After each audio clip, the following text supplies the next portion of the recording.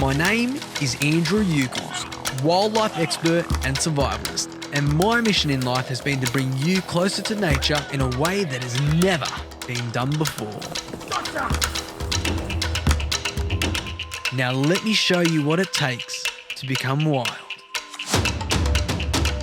Join me on a wild journey into the unknown, meeting industry professionals and inviting you into the secret world of nature. Hold on, Chuchi. This is going to be a hell of a ride. We're all born wild, but it's a choice to be tame. Hey guys, my name's Andrew Ucles, and on today's episode of Nature and Adventure, I'm going to be teaching you predator-prey relationships. And it's all to do with understanding animal behaviour, but understanding where animal strengths can be used to your advantage. Keep watching, guys, because this is going to be an episode that you don't forget.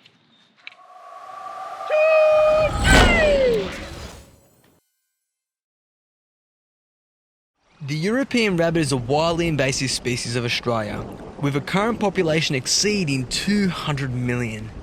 Their effects on the continent have attributed to a decline in native biodiversity and have caused an enormous economic burden on the Australian agricultural industry. An ongoing plan is needed to manage their population.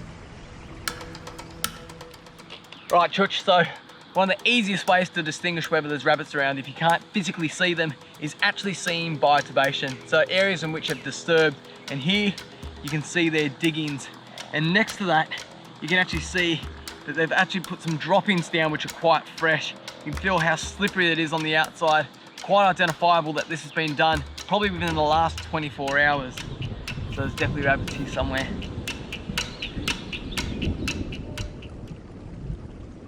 Rabbits prefer to habitate in areas which are soft-soiled, allowing them to build a network of burrows that provide shelter, retreat, and nesting resources for offspring. But trying to find their burrows is somewhat tedious, and all too often it's in a matrix of thick, dense vegetation.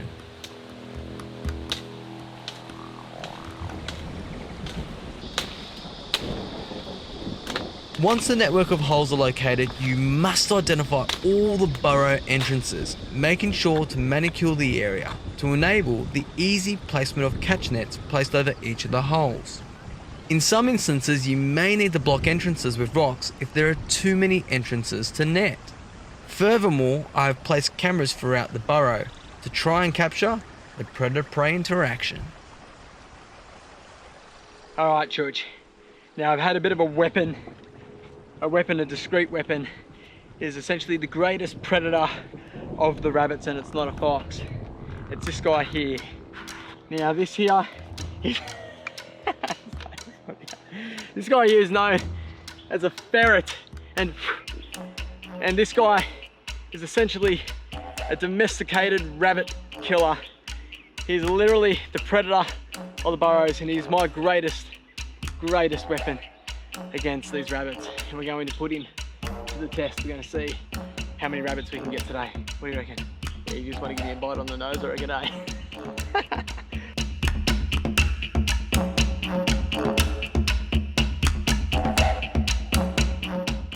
From the second the ferret enters the hole, the hunt is on. Using a keen sense of smell, the ferret navigates through the warren, trying to find the rabbit. He is relentless in his pursuit, slinking through each underground chamber until he finally comes face to face with his prey. Once in range, the ferret is fearless. Nipping and biting, he forces the rabbit to flee. And just like that, Church, the sound of a dashing exit is near.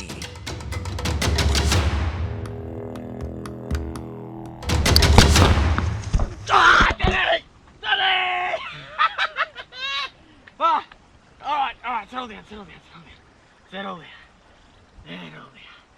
There we go, Chuchi. Look at you. Where's the ferret going? Here he is. Alright, guys, so there you go. This guy here is known as the European rabbit, introduced into Australia in the early settlement days. And this guy here has been an absolute destructor and they've tried many things in reducing the population of these guys. Just going to give you a close-up of him right there. You can just see those beautiful eyes, those big ears. So these guys here have been an absolute detriment to the Australian landscape. Back in the early days of the settlement days when these guys were introduced, mate, they were an absolute plague, and they tried everything for their eradication, everything from shooting to baiting. But now the most common cause of actually eradicating the European rabbit is through biological control. Now, myxomatosis was a virus that they released back out in the day, and I believe a lot of the rabbit species had developed an immunity to myxomatosis, but with the release of calicivirus, it's really had a whopping effect. And I believe this new calicivirus strain that they've released into the population is really reducing the numbers quite drastically.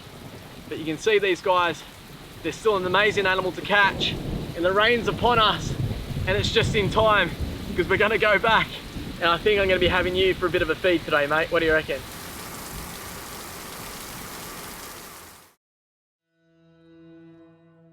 Leaving the rain and bush behind me, it's time to put another predator-prey relationship to the test. In this next experiment, I'm using the brains of the ocean to my advantage to catch one of the ocean's most prized creatures. Not being able to use any man-made devices to my advantage, I have to use sheer ingenuity to capture my target species. That is, the rock lobster. Now, often they will hide in deep caves and crevasses, well out of human reach, so how on earth do you catch one by hand? Lobsters are a family of large marine crustaceans and can live up to 50 years of age.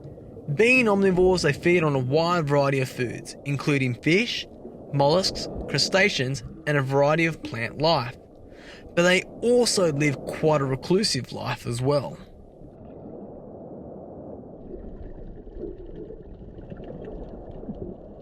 Now, I'm spotting octopuses on the ocean floor, and I'll be using as many as I can find to my advantage.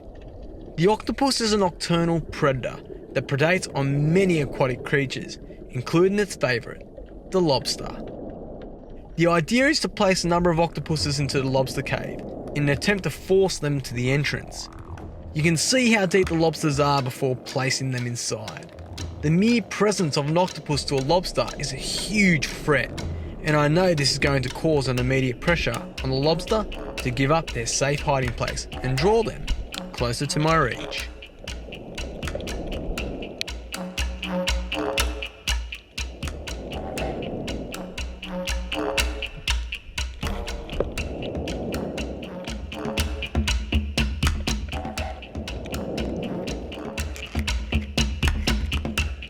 Realising that the lobsters are still out of reach, I'm collecting one last octopus for the final evacuation.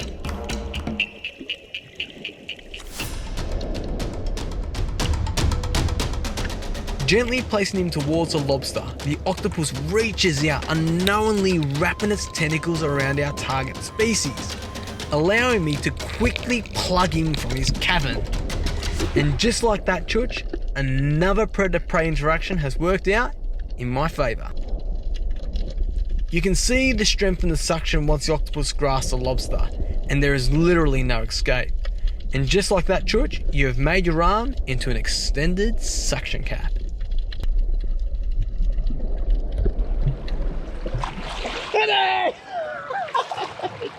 Alright, let me just get this octopus up here. Got this lobster. Now, literally, I know it's a lot of effort, but that is the best method I can show you in terms of a predator-prey relationship out here in the ocean and using things to your absolute advantage. Now you could see, yes, I did have to throw a number of octopuses into the lobster cave to try and push them out. And essentially I ended up using an octopus almost like a suction cap to hold on to this lobster to bring him out. But that is a method of using a predator like an octopus to flush out a prey item like a lobster. Once again, it is a lot of effort, but at the end of the day, I'm going home to a feed. What do you reckon? G'day mate, my name's Andrew Ucles and I'm the owner and operator of Ucles Wild Tours. To find out how you can become part of Australia's wildest experience, come find me at ucleswildtours.com.